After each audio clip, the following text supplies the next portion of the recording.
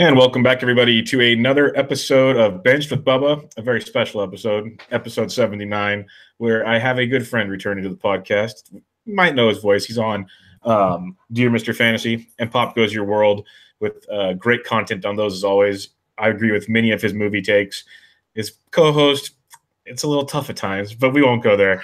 But you must know that laugh by now. Mr. Yancy Eaton, how are we doing? Bubba, my friend, thank you for having me on again. I was just looking. I don't use Google Hangouts for any of the thing. I normally, when I record podcasts, it's on Skype.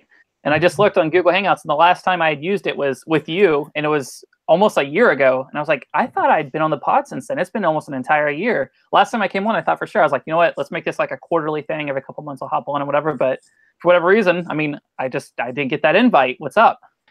Well, that's what I was going to say is when we did talk last year, it was a DFS preview, which everybody loved. Mm-hmm. And we chat a lot. Sometimes people wonder if we're more than friends, but that's fair. We are trying to. We both have busy schedules, but just so people know, we're trying to do this hopefully at least once a month with Yancy on the show or some sort of fantasy relevant, or heck, we might just talk about what's going on in the world. I don't know, but we're gonna sit and chat. That's the goal, my friend. We need to make that happen. Dope. I like it. I mean, I know we both had a bunch of stuff going on. I don't know how you pump out so many podcasts. I say this every time I talk to you, but like, on any given day, it's like the PGA pod or the MMA pod or the Professional Basket Weaving Association pod. Like, I feel like you're just I don't understand like how you have the capacity to talk about so many different sports. Like, I have a hard time following just baseball. You know, I used to do baseball, football, basketball, hockey, and I just found that like I couldn't keep up with all of them. So I just kind of had to pick a sport. I don't know how you do it.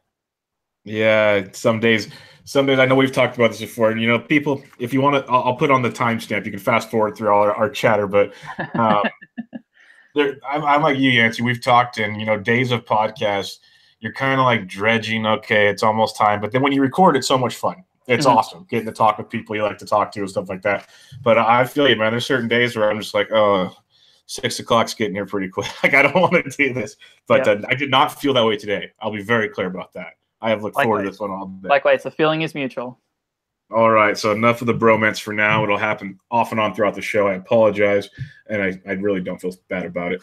But we're going to talk about some recent MLB transactions and their fantasy relevance, as we've actually had quite a bit of action this last week or so. Jake Arrieta finally signs with the team, a 3-year, $75 million deal with the Philadelphia Phillies. Arrieta, obviously not the greatest of seasons. Last year, second half was much better than the first. How do you think this affects Arrieta and his fantasy value this year? From a ballpark standpoint, I think it's kind of neutral. I don't think the outfield defense is going to be nearly as good as it was with Chicago. I kind of feel good about both sides of this. I feel like Arrieta kind of wanted a bigger deal and he wanted a longer deal, but you know what? He's still getting paid $75 million, which is fantastic. And it's only for a 3-year commitment. So good on the Phillies, good on Jake Arrieta. I don't really think this moves the needle as far as like his projection or his average draft position.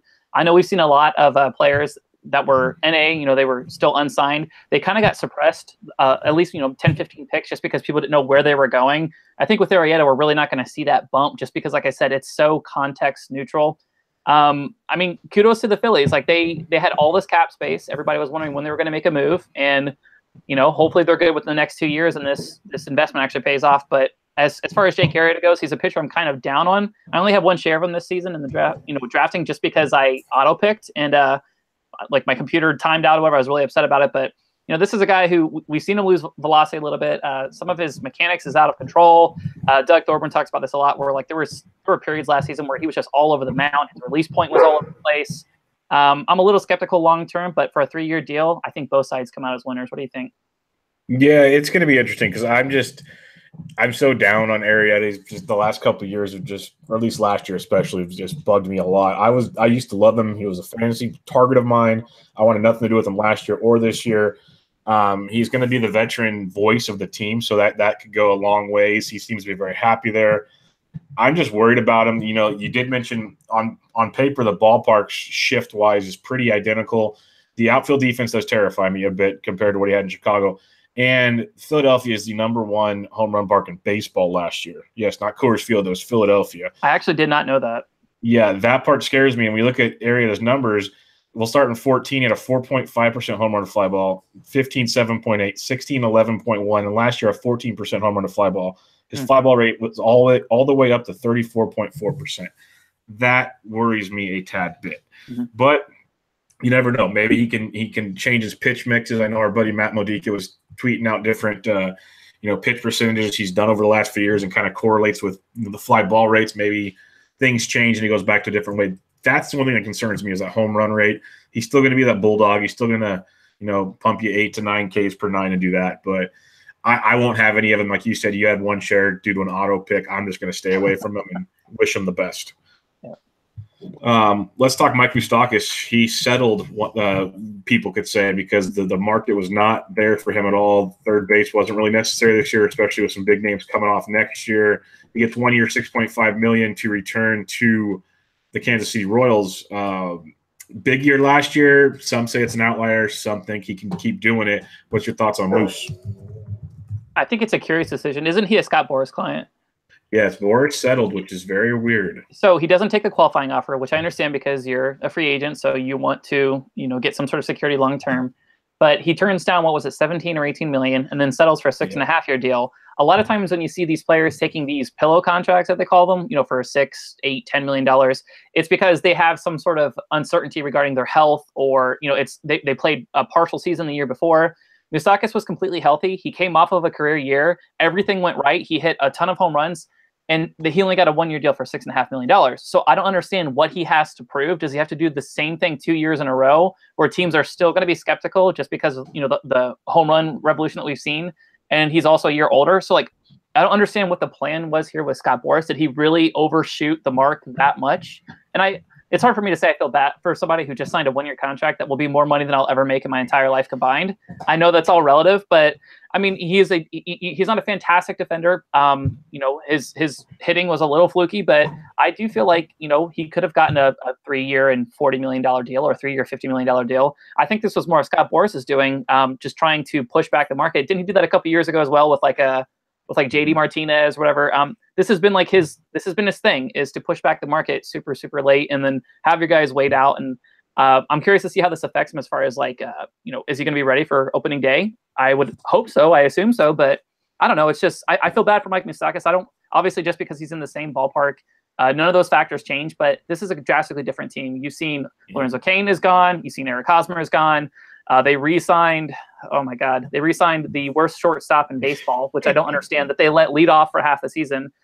This is just a team that it just didn't make sense to me. I don't know. I'm kind of down on Moustakas, to be honest with you. It's just, it's whatever. What do you think?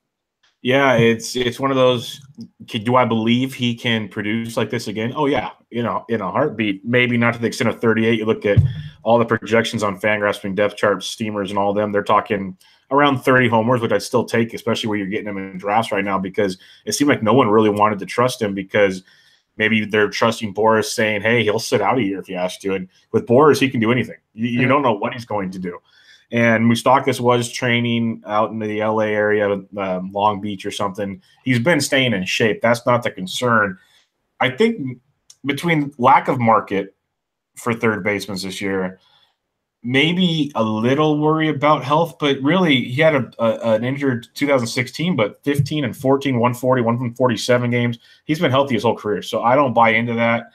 It's kind of a weird thing. And like you said, it stinks because A, the ballpark's still very tough.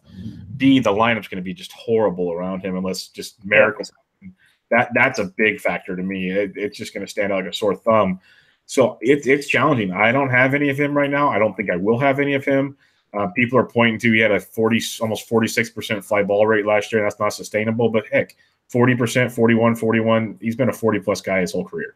Mm-hmm. So I'm worried about him. I think his production will still be good. Not worried about that. I just hope he doesn't have a down year and it all falls apart and doesn't get the paycheck. Like you said, he'll make more money than we ever will, but he still deserves the money because that's just the way the game works these days. Serious question. Between the Royals and the Marlins, who do you think has the worst offense at the end of the year? The Royals. The Royals? The Marlins offense is really bad, and especially because, with all of their cheapness and their price constraints and stuff, they have players that could contribute.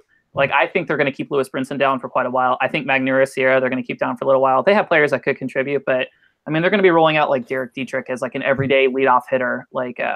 Brian Anderson is going to be their starting third baseman. I mean, both teams are going to be really, really bad, but I don't know. Like you said, even if the home runs are there for Moustakas, I just doubt that any of the runs and RBI are really going to be there. I think he takes a major step back, but yeah, right now, roster resource starting lineup for the Marlins: Dietrich, Real Muto, starting Castro, Justin Bohr, Lewis Brinson. They have batting fifth, playing center field.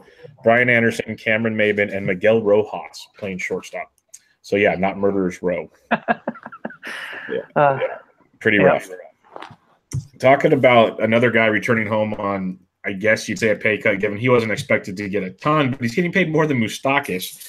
Carlos Gonzalez going back to Colorado on a one-year deal, guaranteed $8 million in this deal. Pretty interesting considering the fact that, everyone's talking David Dahl's back and healthy. You have Ryan McMahon's going to make an impact. All these things, they already have Desmond and Blackman and Parra. Tons of options already, and they bring Cargo back. What's your take on this? Getting half your games in Coors is always nice, but he might just be a platoon guy. I don't even know what his full job is going to be. Yeah. So, I mean, anybody can go to Fangraphs and look at the splits page. He really struggled against lefties, which isn't uncharacteristic of him, as, he's obviously a left-handed hitter. But I hate this so much because David Dahl is amazing. I know he hasn't showed it yet at the major league level, but like you said, finally healthy, and this is supposed to be the breakout. They also have Raimel Tapia, who is just waiting to start playing. They have Gerardo Parra, who they inexplicably signed like a 3-year deal a couple years ago, and everybody's like, why are you blocking all of these outfield hitters? Ryan McMahon seems ready. Could he play first base? Could he play the outfield? You still have Ian Desmond. Does he play first base? Does he play the outfield? I mean, even in the infield, like talking about, I like a Trevor Story bounce back a lot. I really do. I think he was injured for most of the year, and it kind of just completely sapped his power. But then you have Brendan Rodgers, who a lot of people say is, from a fantasy standpoint, one of the best prospects in baseball. There's all these different moving pieces, and I just don't understand how it's going to coalesce together. It sucks for me because, in TGFBI, which we'll talk about in a little bit, I did take David Dahl under the assumption that he was going to be starting nearly every single day. I could pencil him in for 140, 150 games. Now with Cargo being there, I don't know where the plate appearance is going to come from. I don't know how it all shakes down. Somebody's going to get a short end of the stick. I don't think it's going to be McMahon. I do think he plays first base, and then Desmond goes back out to the outfield. But in either event, it just sucks. Raimel Tapia's value now is almost non-existent in redraft leagues this year, and everything is just in flux. If you're in a league with weekly lineups where you can't mix and match, throughout the week, I think this whole Coors Field outfield is really going to kill you. Yeah, it's brutal. Tapia is a great name that no one really talks about when this whole situation takes place. You got a guy with speed, could be a top of the order type guy, score some runs. I don't know what they're doing with this Cargo deal. It makes no sense to me at all. The good part about it, if we want to talk about a different angle, is it moves Charlie Blackman back to the leadoff spot. He was going to bat third or fourth in that lineup. I like him much more from a fantasy perspective leading off. So that's true. That's an angle that I think is good. But yeah, now you have 3 starting outfielders in Blackman, Cargo, and Parra, all left-handed. So Dahl, Tapia, both lefties, they're out, it looks like. It's a bad deal and doesn't make any sense to me at all. That one, I was really surprised by that one. Moose, not so much. He didn't really have anywhere to go. Cargo, he can DH. He can do a lot of different things. I didn't understand that at all. Let's talk Jonathan Lucroy, coming off a rough season where he was traded to Colorado. Didn't really get it going offensively at all. But he's just like a year or so removed from being a consistently very good top-end fantasy baseball catcher. He's going to Oakland, and it's a very good landing spot for him, in my opinion. 1 year, $6.5 million deal. What's your outlook on Lucroy this year? Because you can get him super late in drafts, and maybe a bounce back's in order.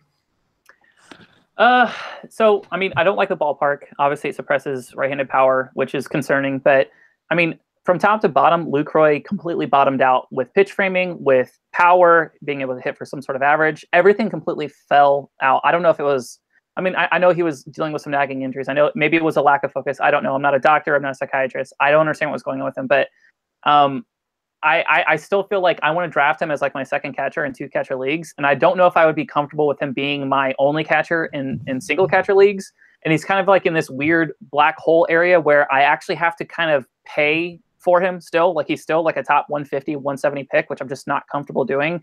In hindsight, like I got Wilson Ramos and TGFBI for, at 319th overall. I would just assume wait and then take somebody that has a little bit more of a floor. I do like the situation simply from a counting standpoint because he is going to get a ton of plate appearances. Bruce Maxwell, with all of the troubles he has, legalities, I I'm not sure exactly what the story was, but I guess he pulled out a gun on like a pizza delivery guy or something, which is yeah, he had a little bit of a problem there. okay. So I mean, it's not like he was an awesome catcher anyway. But and then the other backup is Josh Fegley. So I anticipate him playing at least 5 or 6 times a week, with the occasional off day here or there. I hope he bounces back, but I don't see anything in his statistical profile that suggests that he will. It's basically just a shot in the dark. Yeah, I agree. And you threw out some good names there because since February 1st in NFBC, Lucroy's going around 204. And Wilson Ramos jumped all the way up to 154 now. And I've been on the Wilson Ramos bandwagon since day one. I'd rather have guys like Ramos, Wellington Castillo, even Brian McMahon than Jonathan Lucroy. So that's definitely something to talk about there. But I think it's an interesting spot because it's a young pitching staff. If he can, he's only, like you said, last year, all his framing and everything that was so good about Jonathan Lucroy was just not there. It was lost. So who knows what his situation was. If he can find that again, that kind of makes, maybe Jarrell Cotton, Daniel Mingden, some of these guys you get super late in drafts that you're throwing darts at, maybe those guys, elevate their season for you a little bit. Who knows? But so that's something to keep an eye on, even if it's waiver wire, because a lot of those guys don't even get drafted right now. But the other thing that you mentioned is Josh Fegley. Another right-handed bat. I loved him because he was a righty, lefty. Him and Maxwell, they switched roles, and Fegley smoked lefties, and he was always $2,000 on DraftKings. He was amazing. Now I don't know how that all played. But yeah, hey, I didn't care for $2,000. Just get a hit and score a run. I don't care. Yeah. But so that'll be interesting to see how that plays out there. But Lucroy, if his value keeps dropping, yes, I have a feeling now that he has a job, a home, that changes a bit. So it's hard to see. It's hard to pay, like you said, at that range to get a Jonathan Lucroy. Let's talk Lance Lynn. I think this is the Twins offseason has been so sneaky good. I don't know how you feel about it, but I absolutely love what they've done. Instead of going to get like the big whale, they've put together so many pieces. They get Lynn on a 1-year, $12 million deal. So he lost about $5 million on the offer he could have had, but they've added Odorizzi, Reed, Zach Duke, Fernando, I love the Reed thing, Fernando Rodney, to a team that was already a wild card team with a lot of youth on it. What do you think about Lance Lynn going and pitching in pitcher-friendly Target Field? So I do agree with you with the premise that Minnesota has quietly gotten very good. I saw a tweet the other day, and I wish I would have saved it for the podcast, but essentially the Twins spent something like $50 million or whatever, and they added several bullpen pieces, 2 starting pitchers. They improved in the outfield. All kinds of minor league depth, as minor league free agents. And they spent like I said, like $50 or $55 million, something like that. And the tweet basically said, or roughly 38% of what Eric Hosmer got in his contract. Yes. And which is such a shot, but it really does make sense. Like, not to beat a dead horse. Like my buddy Sammy, Sammy, he and I are best friends. He is a Padres fan. Real quick side note. Sammy's going to be the guest on episode 80. There we go. Okay, so perfect. So he can follow up and listen with this, but so I feel bad for him because it's such a stupid move. I feel like like you're going to sign a first baseman who barely hits for power in one of the most power suppressing environments in baseball, or at least what it used to be. But like, congratulations on your 20 home runs. Like Sammy, it's whatever. Okay, I can say whatever I want. But as far as the Twins go, like you said, I also think the Blue Jays are kind of in the same boat where they filled a lot of holes. What went from being like huge liabilities, especially offensively, they're not maybe the best, but they are now league average, or a little bit closer to the middle of the pack to where it's not actually killing them. Lance Lynn is a boring pitcher. He was boring before Tommy John. Tommy John, he kind of struggled a little bit last year, but this is a guy that throws like 85% fastballs. He is basically a younger Bartolo Colon. He just pounds the strike zone over and over again. He always kind of outperforms his FIP. That's just something that he does. He's fine. He's whatever. If he's your number 4, your number 5, I guess I'm okay with that. I think he's going to pitch innings. He's another year removed from Tommy John. He is not going to get you all the the likes and retweets whenever you post your draft pick on Twitter. He's not sexy, but from a team standpoint, I love what the Twins have done to really keep themselves in contention. This was a playoff team that quietly got a lot better and did not break the bank. So good on them, I guess. Yeah, their offseason has been sneaky good. Our buddy Nate Dawkins has been loving life. You can get Lynn at pick 232 right now, which to me is one of the safer picks you can get that late in a if you can call anything safe in baseball. But one of the safer ones you can get. You mentioned the FIP comment, and that's the thing everyone goes to. And it's like you said, you just got to ignore it with him. Other pitchers, yes, you can use that tool quite a bit, FIP and XFIP. But with Lance Lynn, it just doesn't happen. Yeah, every year. The one thing that's interesting is The strikeouts, 7.39 K per nine last year, not what you're looking for. But he's never been a big strikeout guy. He's a big contact guy, like you mentioned. He plays with fire, but he pitches inning after inning after inning. Outside of the Tommy John year, it's been 175 or more since 2012. And that's reliability. Not to cut you off, but even if he's league average as far as strikeouts go, you remember, what was it, just 2 seasons ago? The Twins were like on pace for being a historically bad pitching staff as far as strikeouts. Like they had like the least amount of strikeouts in decades, it seemed like. So just the fact that they have like a guy like Odorizzi who's almost exactly league average, somebody Lance Lynn who's slightly above average, that raises their floor so much higher. They were a playoff team and they were rolling out some of the worst number 4 and number 5 starters in baseball. So I mean, like I said, I like it. I'm not to beat a dead horse, but just really impressed with what they were able to do with spending such little money. Yeah, I'm completely on board this little renovation they did. Before I get to the last name on the list, since you brought up the Hosmer thing, I wanted to ask you, because your tweet comparing Duda's stats and Hosmer's stats, I've mentioned at least twice on my podcast, and I've heard it mentioned on other podcasts. Yeah. One of the greatest comparisons I've ever seen, because that made me just smile and laugh so much. B, what's your thoughts on Lucas Duda playing in Kansas City this year? Because you can get him in like the 400s, it seems, right now. I like that. I don't know if Duda's going to play every single day, okay? But somebody was doing like an assessment where they were going through their division, and Duda's obviously left-handed, or he bats left-handed, and there are not a ton of left-handed pitchers in the AL Central. There's not. So the fact that he would be benched a lot, that may happen occasionally, and even so, like, he may not start, but he's definitely going to get in as a pinch hitter, and late in games whenever it gets to the bullpen and stuff like that. So I think the playing time is going to be there. We've seen Lucas Duda get hot before. He's had good months.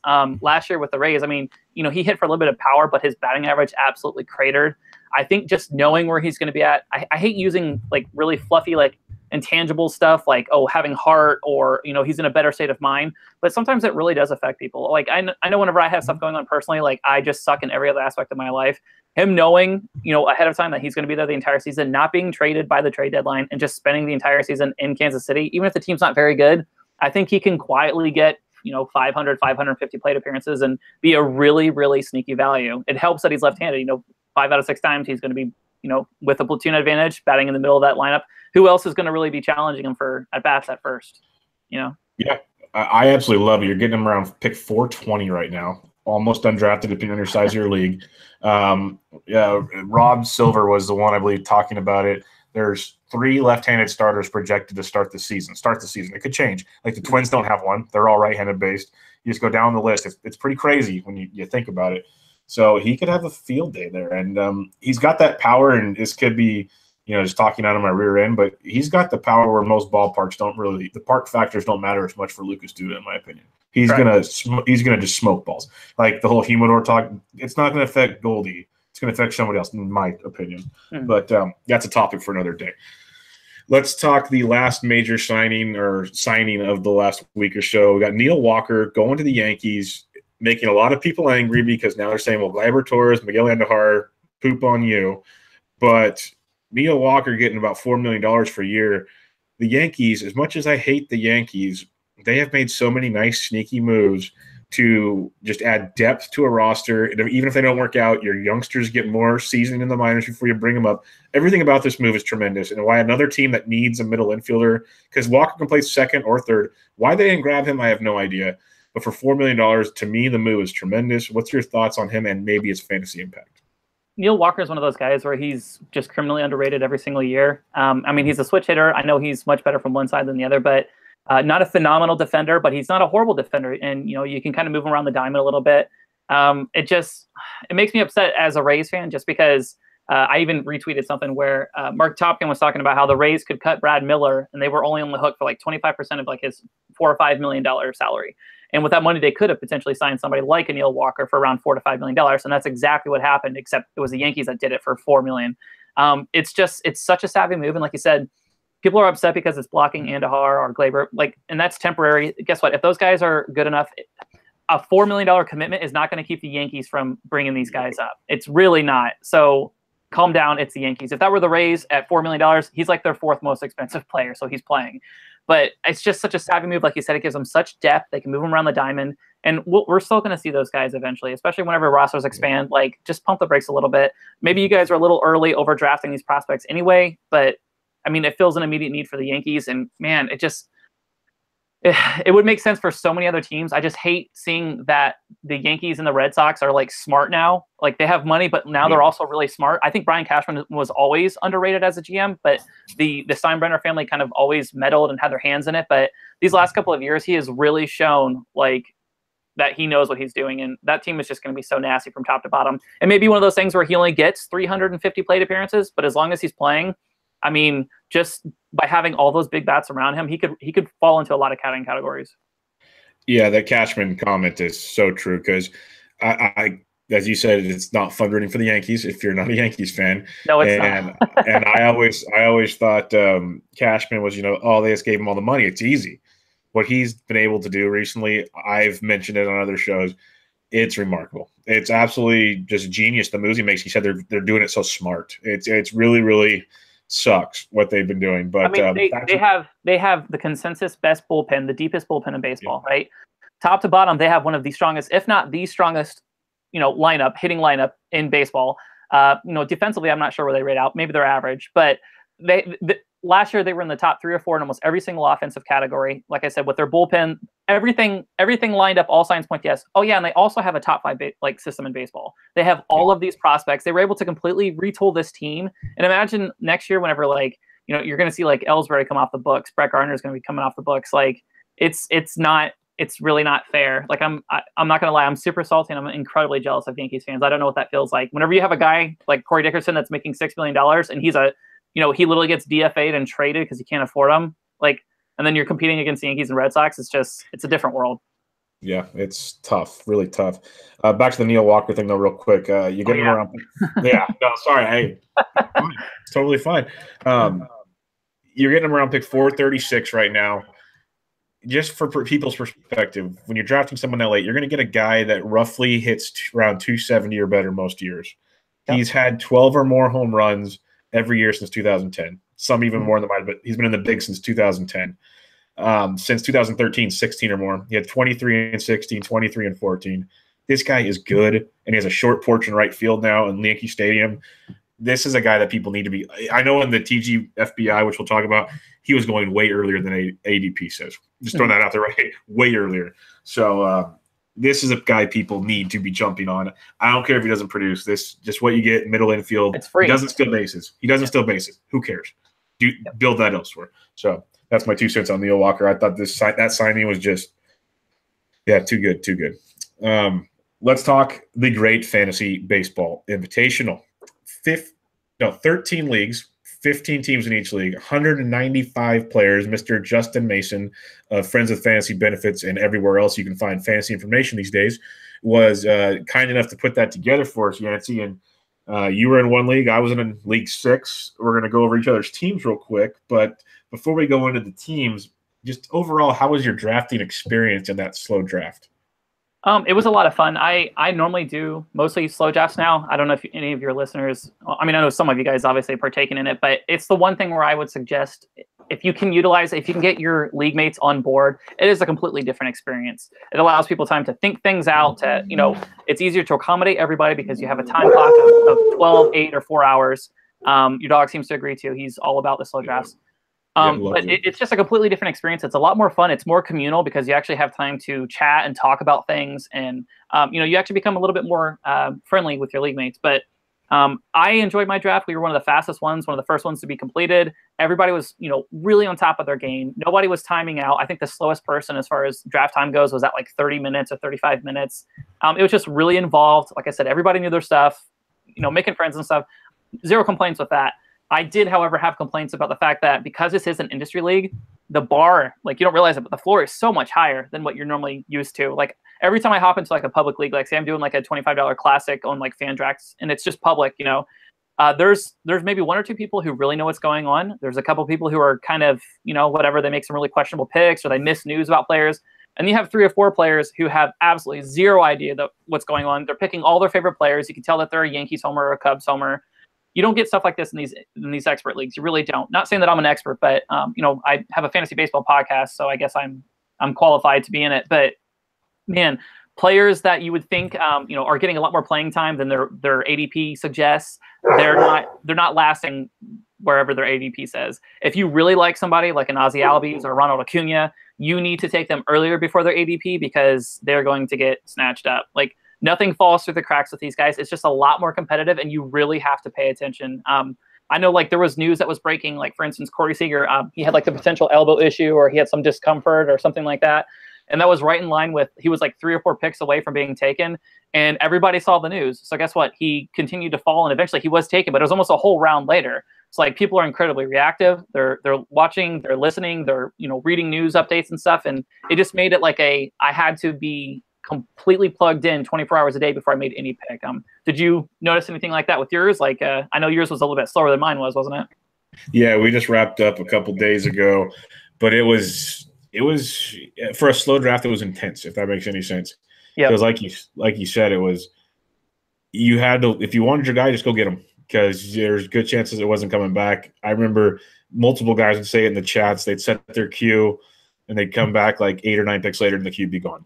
Yeah, it was just like, and these are guys you thought you were putting in your queue for like a couple rounds from now. It was just nonstop, really crazy, fun stuff. Yeah, it was interesting. Real quick, for people that don't know about the league, you have your individual league, and then there's the overall, kind of like the NFBC style for the overall prize. Mm-hmm.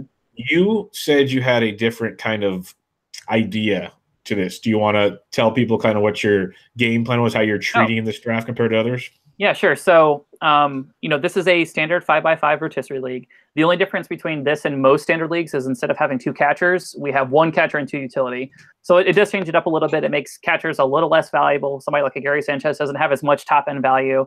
But if we're drafting 420 players, so 28 man rosters, like I said, 15 teams. So you're going to have to go a lot deeper, and premium talent as far as like a top shelf power, speed, all that stuff is going to be a lot harder to acquire in like a smaller group of players because it's so spread out, right? So I was trying to approach this almost as like a DFS tournament, right?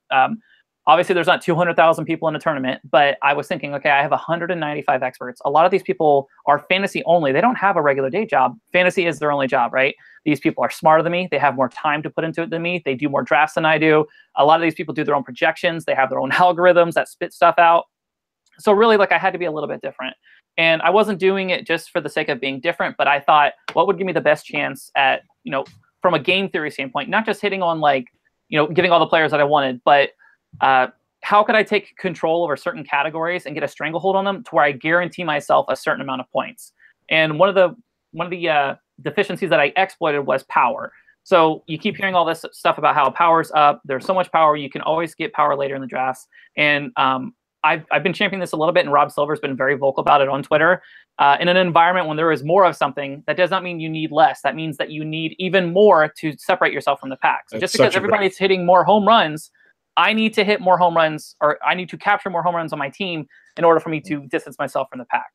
So with that take, I had planned on going starting pitcher with each of my 2 picks. I picked 12th overall. Kershaw fell to me, and I just felt like, he was going 5th, 6th in a lot of leagues. There was no way that I could not take him at 12. That ended up being the latest that he went in any of the drafts, was 12th overall. So I took Kershaw. And then from there, I went with a little bit of an unorthodox super power strategy. Let me pull up my team really quickly so I can read it to you. But real quick, while you're pulling it up, I want to let people know who's in your league, so they kind of get an idea of the cool part about these leagues is there's guys like myself and Yancy who we have our podcast and everything, but we're not full time, like he said. And then there's the full time guys. So like there's Fantasy Phil from Fantasy Front Office, Ryan Bloomfield from Baseball HQ. You had Roto Experts. You had Randy Haynes, Steve Ross, Rudy Gamble from Razzball, who's NFBC tout. Like he's one of the best in the best period, and a great guy, knows his stuff inside and out. Chris Negus, Nick Moreno from Rotoballer, Heath Caps from Fake Team Shelmo, Stevie, Yancy, Scott Pianowski from Yahoo. If anybody's played Yahoo Sports ever, Pianow's one of the guys. He's just there. He gave me nightmares the entire draft, but yeah. Yeah. And then Ben, I'm gonna butcher this one, Passenkoff from Rotographs and the roster mechanics. So it's all different people, and just because you don't know their name doesn't mean they're not good. It's just there's a lot of name value to some of these leagues. So it's crazy. But back to what you're saying, Kershaw 12, that's insane. But we'll get to some ADP stuff maybe later. But what else did you do with your team? Yeah, so I went Kershaw, and like I said, immediately afterwards, you saw Chris Bryant, Corey Kluber, Machado, Chris Sale, Jose Ramirez, and Votto go. I was really wanting to go SP. Just like I said, there's a tier of 4 elite starting pitchers that I think is the smallest pool of elites of any position. I wanted at least one of them, so I took Kershaw. If another one slipped back to me, I felt that the first 2 rounds of hitters, there is such little separation between them, and it's a very large field of players that could technically be considered a first rounder, that I felt that going SP would really differentiate me from the pack. Unfortunately, it didn't work out like that, and they both went. So I went with Aaron Judge, and I was thinking, there's a lot of other players that were a little safer as far as like the power speed goes, where they would steal me some bases as well.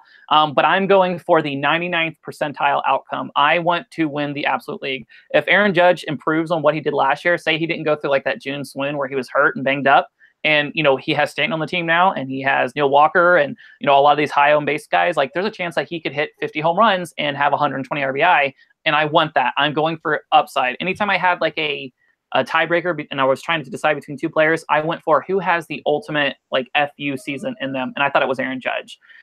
So obviously a bunch of pitchers went off after that. It started like an immense pitcher run, and then my next 2 picks, I went Nelson Cruz and Chris Davis. So with between those, and then a little bit later, I took Joey Gallo. Between those 4 hitters, I had 4 who combined for 175 home runs in 2017, which is insane. If I'm targeting 250 to 300 home runs, I'm almost completely there, and I haven't even gotten out of the 6th round yet, which I was really happy about. One of the most tilting things, I remember, I believe I texted you about this while it was happening. I was texting Sammy and Doug Thorburn, like while this was happening, was immediately after going Nelson Cruz and then Chris Davis, I wanted to get Billy Hamilton. I was thinking, okay, I'm going to have Kershaw, who's the best pitcher in the game, elite ratios, strikeouts, all that stuff. And then obviously tons and tons of power. I would have a little bit of a problem with batting average, and then I would have no speed almost whatsoever. Unfortunately, Billy Hamilton went 2 picks before me, and it was absolutely soul crushing. I'm not kidding. Like, I was so upset that I almost gave up. And I just picked Dallas Keuchel there just as like a, like, I don't care kind of thing. Like, I was completely tilted. I don't know if you guys play poker, but like I completely lost my edge. I lost my cool, and I just tilt picked Dallas Keuchel, which in hindsight, I actually don't mind him as an SP2. He's really going to help with my whip. Hopefully the ERA comes down a little bit this year, but it's a safe pick, whatever. So lots of power, lots of strikeouts, a really good whip, that kind of thing. And then from there, it was a little bit more business as usual. I took, like I said, Joey Gallo. I went Knievel and Alex Colme as my 2 closers. I think in a league this deep, you want at least 2. If you really want to compete for the top in that category in saves, you need to have 3. I kind of speculated a little bit later on saves, but I might be lagging a little bit in that category. But I found myself constantly trying to catch up with saves later in the draft. It didn't really work out like that because, like I said, in an expert league like this, the guys like the Delino DeShields, they went multiple rounds before their ADP. Cameron Maybin didn't make it back to me. Malik Smith went, guys, rabbit speed only guys like that I was really hoping to get just did not fall to me. It was a little frustrating, but I was able to kind of complement my power guys with guys that chip in a little bit of speed, but will help me with batting average and bring that batting average up. So like really unsexy picks like a DJ LeMahieu or a Cesar Hernandez, those aren't going to get you all of the karma and all of the applause, but those are really solid players that can contribute multiple categories. So it was kind of like a mixed bag as far as the draft goes. If I could have done it differently, I probably would have gone a little bit of a less variance route and gone a little bit safer with, the power speed combos like the Andrew Benintendi's. But overall, I like my team. The projections seem to like them, and we'll just kind of see how it shakes out. But it was, like I said, Billy Hamilton, putting all your eggs in one basket, hoping a player falls to you is incredibly risky, and I would not recommend that for anybody. Yeah, the eggs in all in one basket thing is always tricky. It almost worked. And that's the thing, though. If it works, it's tremendous. And if you weren't going with this 99 percentile strategy, is Billy Hamilton a guy you look at regularly, or is this strictly for this plan? No. So with Billy Hamilton, like I feel like he always goes a little bit earlier than I'm willing to take him. And for the most part, I do espouse like the balanced attack, right? Like I want an outfield that consists of Christian Yelich and Domingo Santana and Andrew Benintendi and Lorenzo Cain. I do like the 2020 guys a lot. It's so safe. For the most part, those guys have a much higher batting average. They can run out, ground balls. Their BABIPs are normally higher. Everything like that. It's just so much safer. And like I said, I do espouse that. With this strategy, though, like I guaranteed, like in home runs and RBIs, even in runs scored, I'm going to be near the top, if not the absolute top of the league. So I can make up those grounds, and speed's actually really easy to trade for in season. Like, you know, there's going to be people who are lapping the field in speed, and that's going to be one of the first places that they're going to trade, you know, from a position of depth. So is it smart to go into your draft and then exit out of it under the assumption knowing that you're going to have to make trades? No. I definitely regret that part. And if I could do it over again, had I not got Billy Hamilton, I would have reached for a Delino DeShields. I would have reached for a Malik Smith. But I mean, from top to bottom, like I said, I'm going to be very good in multiple categories, and it kind of gives me a little bit of wiggle room as far as trading goes. No, and I like that a lot. And like you said multiple times, it's crazy how fast some of these guys are coming off the board. Were there any snipes, like specific snipes you can remember? Because for me, the draft took, not that it took so long, but it happens for so many days that I forget most of them when they took place. Were there any that stood out to you? Well, I mentioned the Billy Hamilton one. That one really, really, really killed me. Then Scott Pianowski, he took Ian Desmond, which, you know, being first base and outfield eligible, I expect like a huge rebound. He was coming back from, what was it, like a hand or a wrist injury? Never really got the same. He was bouncing in between positions. I just felt like it was such a safe pick that, you know, this is a guy that went 2020 for like 3 or 4 years in a row. Me being sniped off that really, really hurt. I considered taking Whit Merrifield in I think it was the 6th round, the 5th or the 6th round. And then he got taken a pick before me. So I ended up selling for Joey Gallo and then went all in on the, on the all power strategy. I'm just looking down real quick and see if I had another couple ones. Let me see, like a Brandon Belt, like somebody like that, like a first baseman I was looking for that wasn't like a Joe Mauer that could actually help me in batting average. He got sniped on me. There was just, like I said, it was really hard to, if you weren't looking ahead like a round or 2 rounds ahead to a player that you really wanted, you just weren't going to get them. And it's not like they were being stupid about, just overdrafting players, but they recognized runs really well, like closers. Like if you didn't grab a couple closers early, all of a sudden that pool had completely dried up. You know, any of the elite outfielders, they went super, super fast. So like it was just difficult because like maybe not specific players, but groups of position players where I thought for sure at least a couple of them would make their way back to me. Just as you said earlier, I would leave for a couple hours and I would hop back into the chat, and then all of a sudden my entire queue of 10 to 12 players was completely wiped out. It was something like that I struggled with the entire time. Yeah, it was. You'd think you were looking ahead so well and like, okay, this is a guy that I should be, it'll really help my team out. And then boom, gone. Mm-hmm. It was wild to watch. I have never been in something quite as intense as this. And I'm hoping this format stays together for a long, long time. It was really, really cool.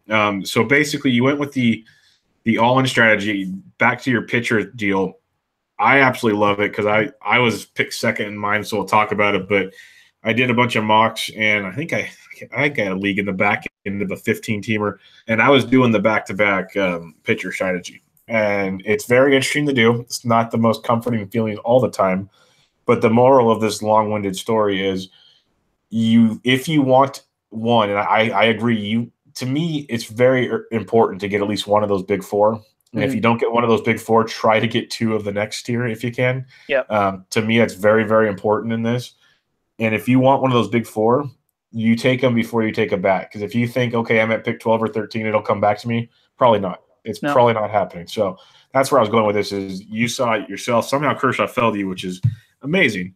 I'm not the biggest Kershaw supporter, but the fact he fell there, you have to take him. So that's pretty impressive stuff. In your league, do you remember where like most of the big 4 went? Because I saw like one league, Max Scherzer went first overall, which I've never seen. He went second in one. Or second, yeah. Yeah, I listened to him and then I was talking to him. Donkey Teeth, I believe, took him. Really good guy. He has a whole philosophy on it. He was on a podcast recently talking to Mike Podhauser about it, and it was interesting to hear his philosophy on it. But it was kind of his theory how there's a lot of bats and he could load up on bats later, but taking one of the big guys early, it wasn't going to come back to him, which is very true. It would not have come back to him at 2. That's still, passing up on Altuve. Neither would Jose Altuve. Exactly. Altuve also would not come back to him. So yeah. I'm not gonna hate on. I'm not gonna clown the pick. It's interesting that he went on Mike Podhorser's pod because Podhorser was the guy. I think it was 2 or 3 years ago. He took Billy Hamilton in the 2nd round in an expert league, and everybody was like, "What are you doing?" And he's like, "Well, by my valuations, he's going to single-handedly win me an entire category." So I took him in the 2nd round. I mean, I don't know what projections he has. I thought it was really questionable, but I mean, I get the point with Max, but I mean, it's so hard to pass up on production like you're going to get with an Altuve or Trey Turner. But I mean, to each his own. Yeah, the big 4 in mine. as I have the grid pulled up now. It was Chris Sale. He went 15, 14, 13, 12, 11, 10. He went pick 9. Kershaw went 12. Kluber 13. And then Scherzer 16th overall. First pick of the second round. So that's not bad. No, it's kind of what you see in most of your mock drafts. So you didn't get Billy. You went all in on power. What would you do differently if you had a chance to do it over again? I think in the later rounds, like I said, I would have just gone ahead and taken Delano DeShields. This was a couple weeks ago, I think, maybe like a week and a half ago, whenever we were in the middle of this draft. And they hadn't officially announced Delano DeShields as like starting every single day, and he's likely going to lead off. So that kind of boosted him up a little bit. All of a sudden, he was on everybody's radar. I would have just gone ahead and reached for him. I would have reached for a Cameron Maybin, who I know he's hurt, but he steals a ton of bags when he's healthy. And then instead of taking like a Keuchel there and just panicking, there are some other pitchers, or not pitchers even, but just hitters and stuff that I really could have used that I would have enjoyed a lot better, like a Will Myers or a Tommy Pham that went afterwards. I wish I would have taken those guys because I would have had a much more balanced team as far as steals go. Right now, like I said, the projections like my system. If you go by depth charts and steamer projections, I'm actually kind of middle of the pack in stolen bases, which I kind of disagree with, especially with the David Dahl news that he's probably not playing every day. I would have done that a little differently. And then I probably would have drafted 1 or 2 more starting pitchers. I waited too long to fill out the end of my rotation.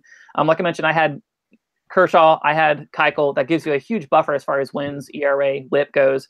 And then I took back-to-back. I took Blake Snell and Dinelson Lamet. Both pitchers I love, okay? Blake Snell's having an amazing spring. The second half last year, he had an awesome ERA. His control was better. All signs point to him being much improved. But between the two of them, Lamet and Snell, they still have, they're still a liability as far as the WHIP goes. The control isn't there. They might have a 1.3 or a 1.4 WHIP. So maybe I would have consolidated and taken a less sexy name between one of the two, just to kind of sure up my ratios a little bit better. I waited too late on shortstop, so my starting shortstop is Ahmed Rosario, which I don't feel great about. Sure, he's going to steal, but them re-signing Jose Reyes just scares the hell out of me. If Rosario struggles at all, it's likely that I don't want to say he'll get benched, but they'll send him back down to the minors.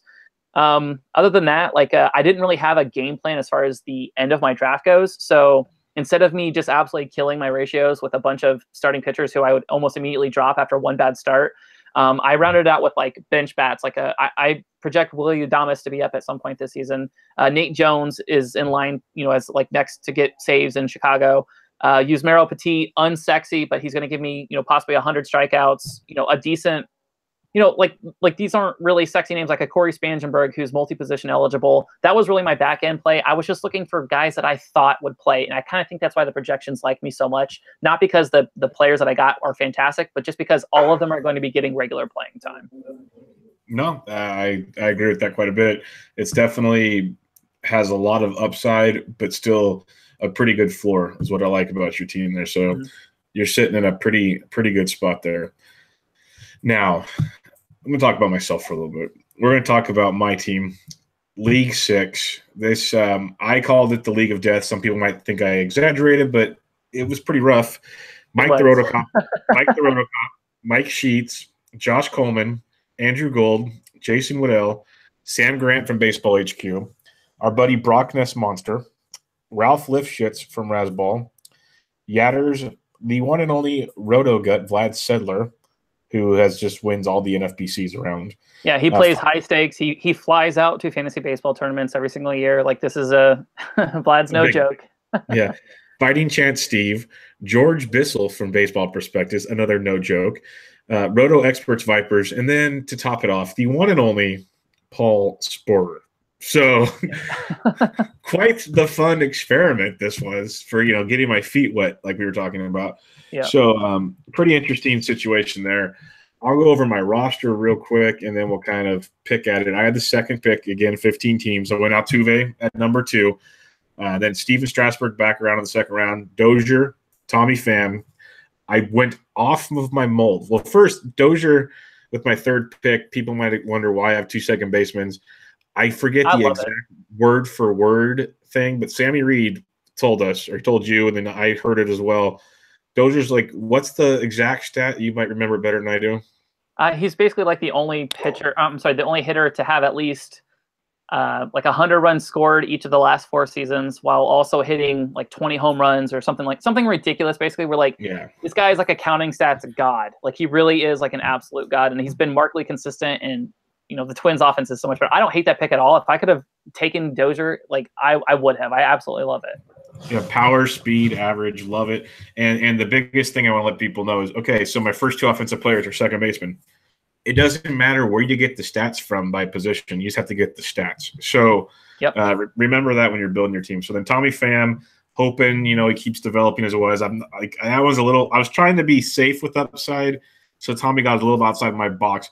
Then with my 5th pick, I got really outside my box. But you gave me the thumbs up on this. I took the first closer off the board. I took Kenley Jansen. I figured ratio-wise, no doubt about it, strikeouts and saves upside, I got one of the best pitchers in the game outside of – or best closer for sure.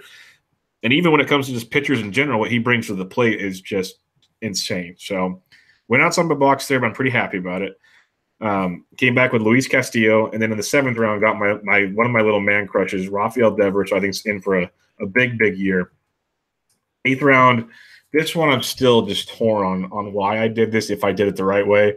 But Marwin Gonzalez I picked up because, one, I like his versatility. With kind of a limited bench, I like having that kind of player. Plus, I do believe in his talents. It's just you don't know how often he's going to be out there, which worries me. Right.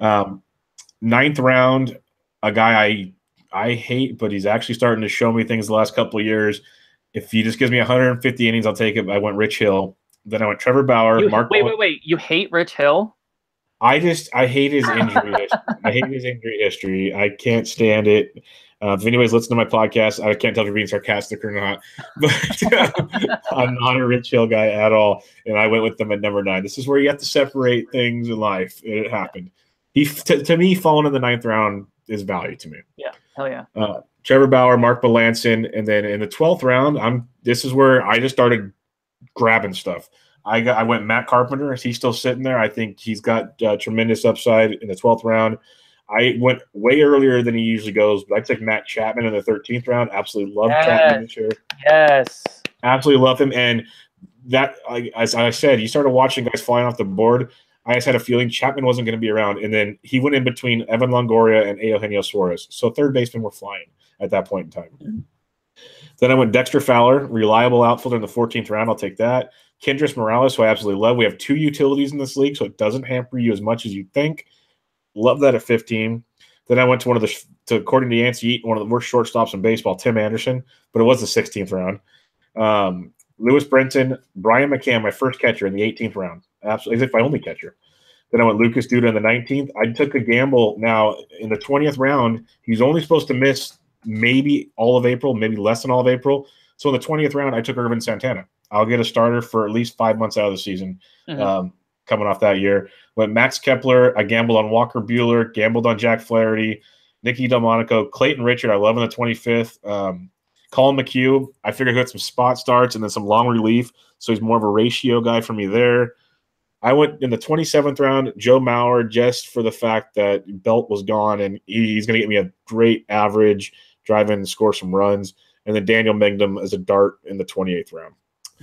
So that's a lot to process. I will say, when you went Kenley Jansen, you went Luis Castillo. That's one hell of 2 picks in a row. That's just absolutely amazing. I'm a Luis Castillo believer. I really am. I've taken him in the 2nd and 3rd rounds of some startup dynasty leagues and stuff this year. I know it's kind of risky to take pitchers that early, but I think the sky is the limit for him. I really do. What was some of the other picks I also took Mauer, just like you said. If I have an injury to one of my utility or corner spots, I can plug him in, and guess what? He's just going to be a boost on my batting average. He's not going to hurt you in any way. Yeah, at all. In the power, he's going to hurt you. But like I said, if I have 4 hitters that can realistically push 50 home runs, I'm not really concerned about the power. You mentioned Matt Chapman. It's weird that this has happened, but in the last 3 or 4 months, I have become the biggest Matt Chapman fanboy. I am so into it. And I think I've done 6 or 7 drafts so far. And I think in 6 of them, I have Matt Chapman. People are quietly overlooking the fact that this is one of the premier defenders in the game already. Yep. He is going to play every single day. And the dude has power. They traded Ryan Healy for a reason. Yep, just so that he can play every single day. Mike Gianella, I think it was Mike Gianella, he was asking about like bold predictions, whatever, for the season. And I basically told him, like, I think Chris Davis, Matt Olson, and Matt Chapman combined, I think they each can hit 40 home runs this season. I'm not kidding. There's a scenario for me where if Oakland's pitching is solid, like if AJ Puck is up and he's delivering, if Triggs is healthy, if I know Jarrell Cotton, I think, was injured this spring, but you could see a scenario where this could actually be a team that kind of flirts with that second wild card. Like, they're sneakily good. Like, even Marcus Semien. Remember, Marcus Semien was hurt for all last year. People are forgetting about him. That's another dude that I'm super, super high on. But, man, I love that Matt Chapman pick, especially like as a corner, as a util. I mean, he could get you 30 home runs easily. If you look at Steamer, I think it has him projected for like 26 or 27 home runs. Absolutely love that pick. What'd you feel about your end game, like as far as like the pitcher or the players that you took towards the last 5 or 6 rounds? It was very uncomfortable for me. First off, I'll be very honest. I usually play 12-team leagues. So dipping in the 15-team pool, it is insane, because now I've gone back and I did an 11-team one last night, and I've done a couple 12s. And it sounds cocky, but I almost feel like I'm just in like cruise control. It's just it's so much easier to me taking those. Like 15 teams is freaking deep, insanely deep. I'd like it. It's just not comforting. But I took the gambles I took based on I was really, really happy with the front of my draft. I was so comfortable that, you can't ever predict injuries, but barring injuries, I'm not going to need to make a ton of changes. Like, I really think that's my guys I'm going to go to battle with all day. And you should feel that way, obviously, but I like it. And so that I gambled, like, pitching wise, I took a little more safety, and then I gambled on some bats, I think, and then Joe Mauer, of course. But it was tough, especially like the bats part of it. To me, I don't know about yours, that was tough late, really tough late. Pitching, there's a lot of stuff you can, depending on what you like, your gamble tolerance is. There is always something out there. Bats is tricky, really, really tricky. Yeah. I think one of the things that I was trying to remember was I was looking through the league settings like halfway through the draft, which I know is really bad. I should have done it beforehand. But originally I thought that we had daily lineups where we could swap in and out. And I'm glad that I did go back and check, because no, this is a weekly lineups league. So players that you feel like should be owned, and I noticed that they were falling a lot, like a player like Rajai Davis, right? He can steal you 25 home runs, or 25 bags, but it's going to be really hard to forecast his playing time. And that's somebody that really needs to be owned in a daily lineups league, not a weekly lineups league, because there are weeks where he can literally contribute nothing to you. So I noticed a lot of guys like those falling. So the lesson there is take a look at your league. And then I also noticed that, like, there's no maximum for innings pitched either. So I could kind of play around with the number of starters I drafted versus the relief pitchers, and I can just load up the back end of my draft with really solid guys like a Pat Neshek, like I said, like a Hector Neris, not a Hector Neris, Yusmeiro Petit, and not really worry about the ramifications of that. Those might be the first guys that I cut whenever I want to add players, but I stayed away from like the sexy names that have all kinds of control issues that are going to kill my whip. I stayed away from a lot of the prospects that we don't know when they're going to be up, because another thing to consider too is we have $1,000 fab budget, right? A free agent acquisition budget.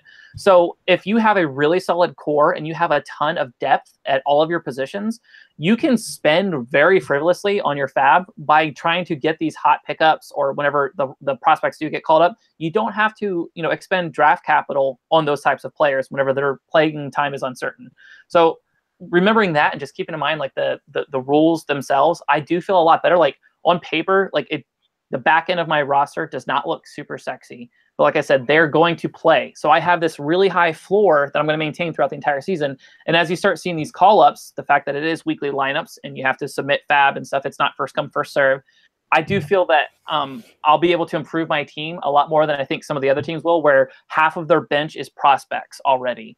You know what I mean? Or if they sustain an injury, they're going to have to drop one of these prospects. That's going to be the first people that they drop. And then I'm just going to swoop back in. You see what I'm saying? So I don't know if you felt that same way. Did you see like prospects going overdrafted or underdrafted in your league? It was pretty, I wouldn't say it was crazy, but there was some that surprised me. Was going pretty higher than I would, because like I said, I took the only one I really took that's scary could be Walker Buehler, but I feel he'll still have a big enough impact as the season goes on. Most of my guys, because Flaherty's supposed to get a spot in the rotation now, everyone else is playing. They have a job, and that's kind of I'm in your boat. Like, it's not the sexiest back end of my roster, but it's like if I look at my bench now, and I haven't tinkered with anything since the draft, put my team in, but Joe Mauer and Nicky Delmonico are on my bench. And Nicky Delmonico might not ring a bell to many people, but he's an everyday player in the White Sox offense with some pop and a little bit of speed. He's there. There's something to think about. And then Colin McHugh, Daniel Mengden, Clayton Richard. Those are my 3 bench arms. Nothing sexy, but McHugh, kind of like your Petit idea. He can eat up innings. He's not going to kill you. He's going to help your ratios. I love Petit late in drafts in that theory in deep leagues, like you mentioned. Guys like that, because everyone thinks Davinsky and, Archie Bradley and all that. They forget all these other guys. Almost every team now, or I'd say at least, 60% of the teams are starting to develop that guy, because we're hearing about 4-man rotations, with you in Tampa Bay. We're hearing the 6-man rotations, and even those are going to be weakened at times. There's going to be a lot more of those deeper inning guys that can give you 2 or 3 innings, good ratios. It's amazing. This is simple stuff, but when a pitcher only sees a lineup once, they do so much better.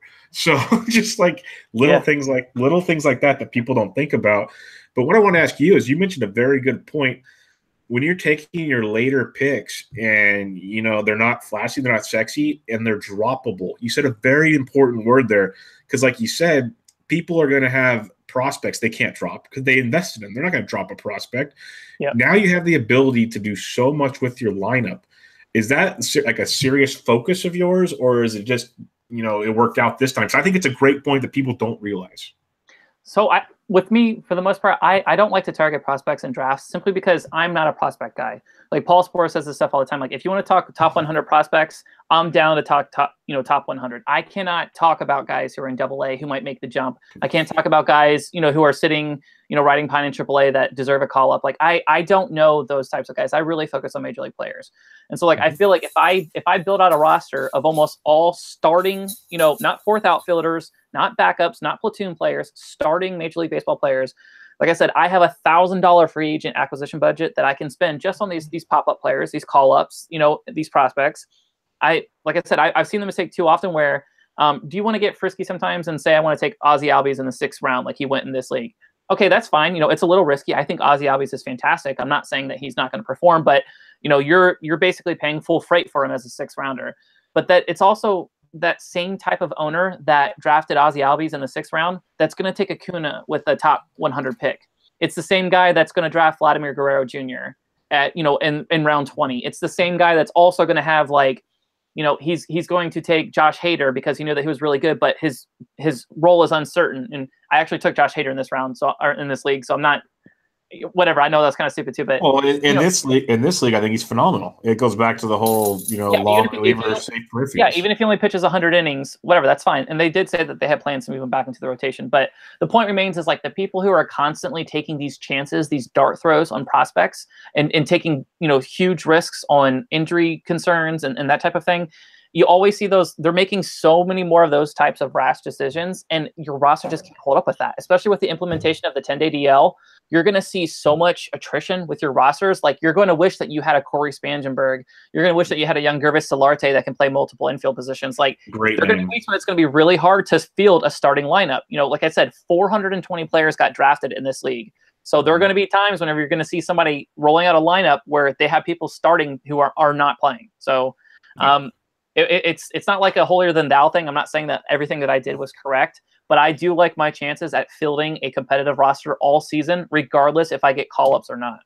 No, and that's why I asked you, because I think it's a great point. It's a good strategy. Everyone's getting real deep into drafting now. It's something you need to think about when you're taking those late picks. It's not just like, hey, it'll be cool to watch this guy when he's on my roster. Well, hey, he's got to get there first, and he's got there's a lot to it, and by then your team might be out of it because you had such a big hole or something like that. Yeah, there's a lot of things called winning now. Try that. It's a lot of fun. Let me ask you this. So of your picks, I know it's kind of weird to talk about your own team, but of these picks, like, give me some ones that you felt really, really good about and some that you kind of wish you would have done something different. I absolutely love getting Luis Castillo in the 6th round. Mm-hmm. I told you my feelings on Kenley Jansen. Obviously, the top few picks are easy. The fact Rafael Devers hit me in the 7th, pumped on that as well. Yeah. Deeper than that, Chapman, we've already Googled about him enough.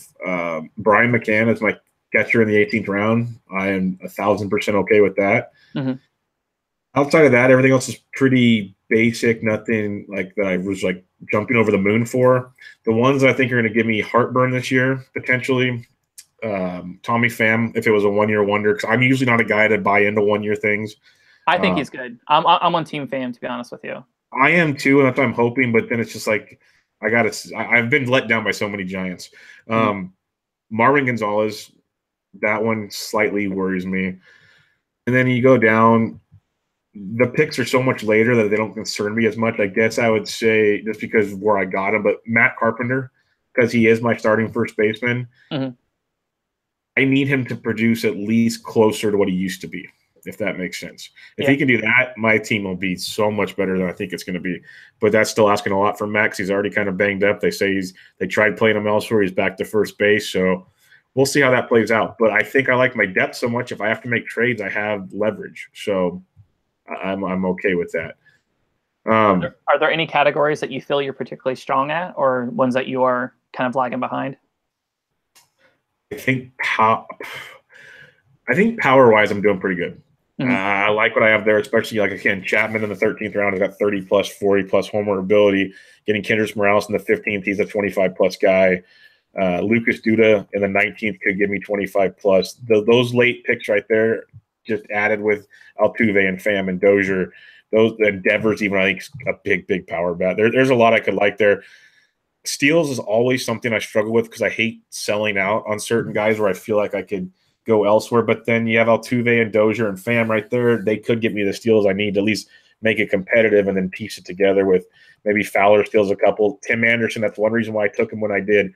He can steal bases. If Lewis Brinson gets to play, which is still an if, steals bases. So that's kind of what I was looking at there. But steals would be my biggest concern, I'd say, especially offensively. Cool. Other than that, I'm pretty pumped on it. And the bright side, Yance, is on Thursday. We're recording this Wednesday night. Thursday's 2 weeks away from real baseball. I know. Normally for baseball season, I always take a week off, and I just like grill and chill that whole week. I do a bunch of day drinking. I watch the games. Like my wife, she absolutely loves it. It's like the cheapest vacation ever. Like all we got to do is go to Costco once, load up a meat, barbecue, that type of thing. Unfortunately, this year baseball coincides with Easter weekend, and of course, I work in retail management, so I only got the 1 day off that Thursday. But props to baseball, props to Major League Baseball for making it a true opening day where everybody is playing on that Thursday. It's going to be absolutely beautiful. And, this has been a really long off season. I know I think it's a truncated one as opposed to other ones. Like it's actually starting earlier in the year. Like, baseball season starting in March this year. But man, doesn't it get dark without baseball? It really does. I say this every year, but man, I am so looking forward to it, but we have no idea. Well, we got spoiled last year. The degenerate baseball fans that we are, the World Baseball Classic was amazing. We had like 3 or 4 weeks, whatever it was, of just awesomeness. We don't have that, and that's killing us right now. As much as people hated on the Classic before it was good last year, we need something now. This gap is not working for me. But my friend, I think that pretty much wraps us up. Unless you have anything else you'd like to mention.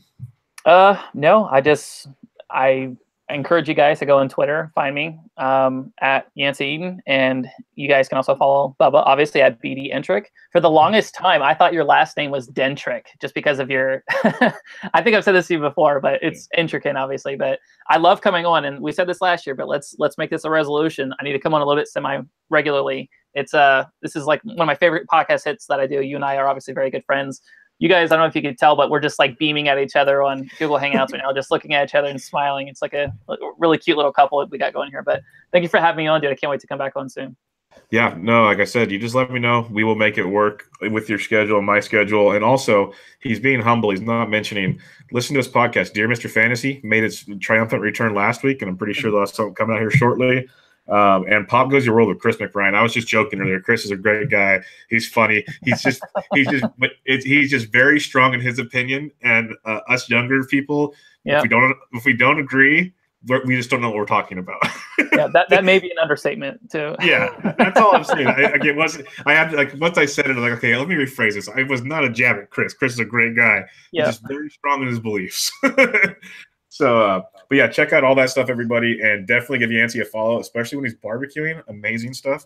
But other than that, he's just a great guy all around. And it's not just sports with Yancy. Tons of music. He talks about music I don't even know about. Like it's amazing the stuff he does. And I'm just like, I babble a lot. Yancy reads books. So like, go check out Yancy. He's Wow. He's like proven smart. But all right, enough of that, everybody. This was Bench with Bubba, episode 79. Yancy, thanks for joining me, my man. We'll talk to you later.